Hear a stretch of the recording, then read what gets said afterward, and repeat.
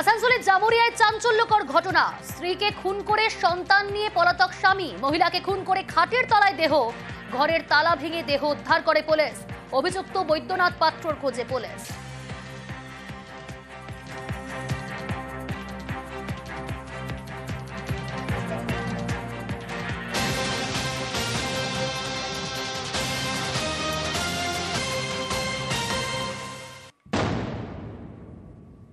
ফুসছে নদী, ভাঙছে পাড়। লালগোলার তারানগরে তলিয়ে গেল রাস্তা, বাড়িতে ফাটল, মাথা ভাঙায় ফুসছে জল ঢাকা। চাষের জমি জলে, আর নদী পাড় থেকেই সরছেন বাসিন্দারা।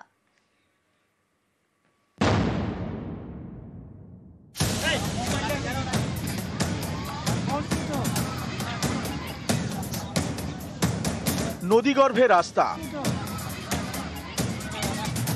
এই দেখুন ভেঙে পড়লো আস্ত একটা গাছ। ভয় ধরাচ্ছে ভাঙন, বাড়ির চাল থেকে টালি খুলে নিচ্ছেন যেটুকু বাঁচানো যায়।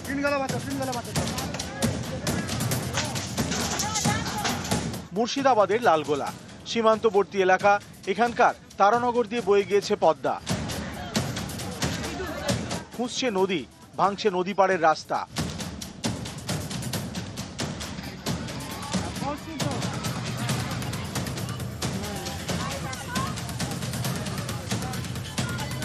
আমাদের যে বিএসএফ এর রোডটা, নজরদারি করা রোডটা, পুরোটা ভেঙে একটা বাড়ি পুরো ফাটাল ধরে নিয়েছে এই পদ্মার জলে। আমরা ভীষণ আতঙ্কে আছি। আমরা আমাদের বাড়ির সব জিনিসপত্র, কেউ তাদের সন্তানকে সুরক্ষিত জায়গায় নিয়ে যাচ্ছে, কেউ আবার কারোর ঘর জিনিসপত্র সব মালপত্র নিয়ে অন্যত্র রাখছে। ওর আর মাথা গোঁজার জায়গা নেই। এতদিন ধরে যা ছিল ঘর, ওর সেই ঘর বাড়ি নদীতে তলিয়ে গিয়েছে। রাস্তা ভেঙে তলিয়ে গেছে পদ্মায়।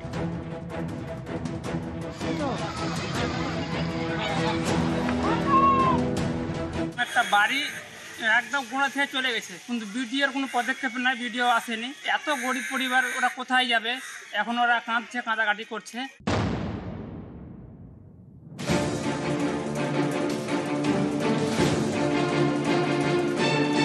কোচবিহারের মাথা ভাঙা, এখানকার ইন্দ্রের কুটি দিয়ে বয়ে গিয়েছে জল ঢাকা। নদীতে কোনো বাঁধ নেই, বছর খানেক ধরে পাড় ভাঙছে নদীর। কয়েকশো বিঘা চাষের জমি জলে। অনেক জমি জায়গাতে চলেই গেছে। এবারে যে কি হবে, চাষের জমি তো যাচ্ছে আস্তে আস্তে। যে এবার যে ভাঙন আছে, এখনো ভাঙতে এসে, আরো জল হলে আরো ভাঙবে, বাড়ির দিকে রওনা হচ্ছে। নদী ভাঙন এখানে একটা বড় সমস্যা। সেই সমস্যাটা ইরিগেশন দপ্তর, নদীর বাঁধ, ওনারাই দেখেন, ওই দপ্তরেই দেখে। তো সেই দপ্তরে আমাদের চিঠিপত্র যা করার আমরা করে দিয়েছি, যত আশা রাখছি তত তাড়াতাড়ি সম্ভব তখন একটা স্থায়ী সমাধান। ক্যামেরায় ফারাদ হোসেনের সঙ্গে প্রণব বন্দ্যোপাধ্যায় এবং রাজেশ দাস, নিউজ 18 বাংলা। উত্তরবঙ্গের দিকে নজর রাখতে হচ্ছে। বাংলা সিকিম লাইফলাইন সারায় নয়া প্ল্যান। 10 নম্বর জাতীয় সড়ক বাঁচাতেই পর সেতুর পরিকল্পনা। পার্থপ্রতিম রয়েছে আমার সঙ্গে একেবারে সরাসরি। কি পরিকল্পনা করা হলো, কি প্ল্যান নেওয়া হলো?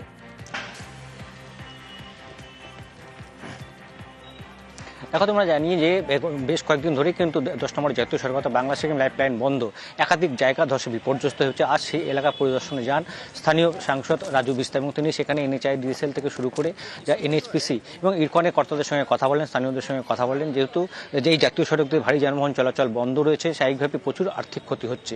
আর তাই যেসব জায়গায় জাতীয় সড়ক প্রায় নিশ্চিহ্ন হয়ে গেছে, যেমন 29 মাইল, সেখানে পাহাড় কেটে রাস্তা সম্প্রসারিত কাজ চলছে। এছাড়া যেসব জায়গায় মূলত ধসপ্রবণ এলাকায়, সেখানে ছোট ছোট সেতু করে, ওভারব্রিজ করে, যাতে যান চলাচল স্বাভাবিক রাখা যায়, সেই পরিকল্পনা তারা নিয়েছে। এবং গোটা বিষয়টি তারা কেন্দ্রের কাছে প্রস্তাব আকারে রাখবে, এবং কেন্দ্র অনুমোদন দিলেই কিন্তু সেই কাজ শুরু হবে। বিকল্প একটি রাস্তা শিলিগুড়ির সঙ্গে সিকিমের যোগাযোগে একটা বিকল্প রাস্তার কথাও কিন্তু ভাবছে কেন্দ্রীয় সরকার।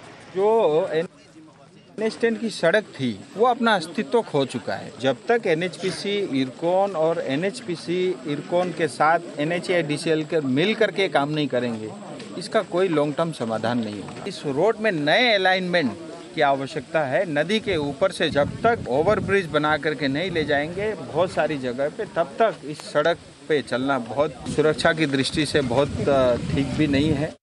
আসানসোলের জামুরিয়ায় চাঞ্চল্যকর ঘটনা, স্ত্রীকে খুন করে সন্তান নিয়ে পলাতক স্বামী, মহিলাকে খুন করে খাটের তলায় দেহ, ঘরের তালা ভেঙে দেহ উদ্ধার করে পুলিশ। অভিযুক্ত বৈদ্যনাথ পাত্রর খোঁজে পুলিশ।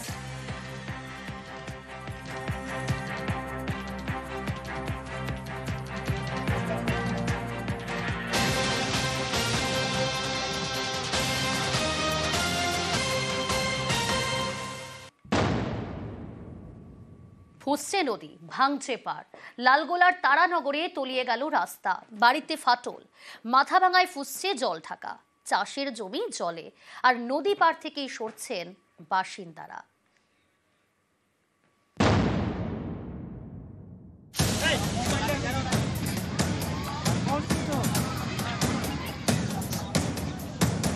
নদীগর্ভে রাস্তা, এই দেখুন ভেঙে পড়লো আস্ত একটা গাছ।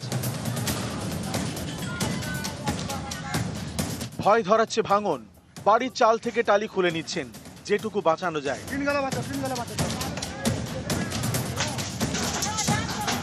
মুর্শিদাবাদের লালগোলা সীমান্তবর্তী এলাকা, এখানকার তারানগর দিয়ে বয়ে গিয়েছে পদ্মা। ফুঁসছে নদী, ভাঙছে নদী পাড়ের রাস্তা।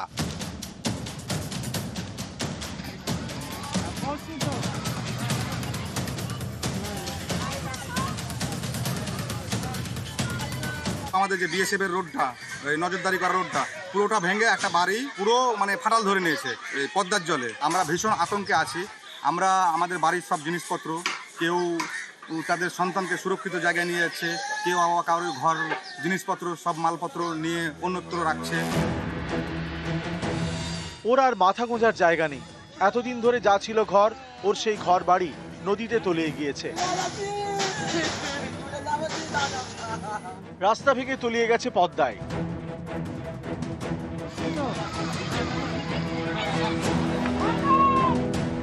একটা বাড়ি একদম গোড়া থেকে চলে গেছে, কিন্তু বিডিওর কোনো পদক্ষেপ নাই, বিডিও আসেনি। এত গরিব পরিবার, ওরা কোথায় যাবে? এখন ওরা কাঁদছে, কাঁদাকাটি করছে।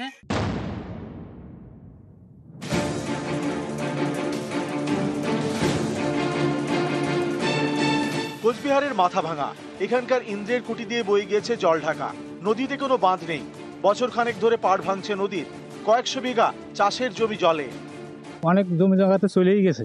এবারে যে কি হবে, চাষের জমি তো যাচ্ছে আস্তে আস্তে। যে এবার যে ভাঙন আছে, এখনো ভাঙতে এসে, আরো জল হলে আরো ভাঙবে, বাড়ির দিকে রওনা হচ্ছে। নদী ভাঙন এখানে একটা বড় সমস্যা। সেই সমস্যাটা ইরিগেশন দপ্তর, নদীর বাঁধ, ওনারাই দেখেন, ওই দপ্তরেই দেখে।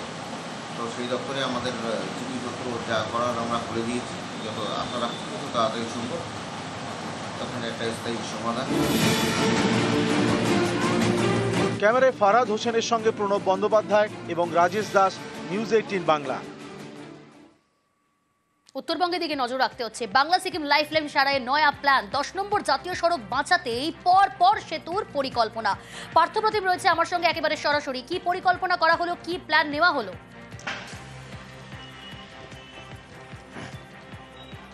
দেখো, তোমরা জানি যে বেশ কয়েকদিন ধরে কিন্তু 10 নম্বর জাতীয় সড়ক অর্থাৎ বাংলা সিকিম লাইফ লাইন বন্ধ। একাধিক জায়গা ধসে বিপর্যস্ত হচ্ছে। আজ সেই এলাকা পরিদর্শনে যান স্থানীয় সাংসদ রাজু বিস্তা এবং তিনি সেখানে NHI DSL থেকে শুরু করে যা NHPC এবং ইরকনের কর্তাদের সঙ্গে কথা বলেন, স্থানীয়দের সঙ্গে কথা বলেন। যেহেতু যে এই জাতীয় সড়ক দিয়ে ভারী যানবাহন চলাচল বন্ধ রয়েছে, স্বাভাবিকভাবে প্রচুর আর্থিক ক্ষতি হচ্ছে। আর তাই যেসব জায়গায় জাতীয় সড়ক প্রায় নিশ্চিহ্ন হয়ে গেছে, যেমন 29 মাইল, সেখানে পাহাড় কেটে রাস্তা সম্প্রসারিত কাজ চলছে। এছাড়া যেসব জায়গায় মূলত ধসপ্রবণ এলাকা, সেখানে ছোট ছোট সেতু করে, ওভারব্রিজ করে যাতে যান চলাচল স্বাভাবিক রাখা যায়, সেই পরিকল্পনা তারা নিয়েছে এবং গোটা বিষয়টি তারা কেন্দ্রের কাছে প্রস্তাব আকারে রাখবে এবং কেন্দ্র অনুমোদন দিলেই কিন্তু সেই কাজ শুরু হবে। বিকল্প একটি রাস্তাও শিলিগুড়ির সঙ্গে সিকিমের যোগাযোগে একটা বিকল্প রাস্তার কথাও কিন্তু ভাবছে কেন্দ্রীয় সরকার।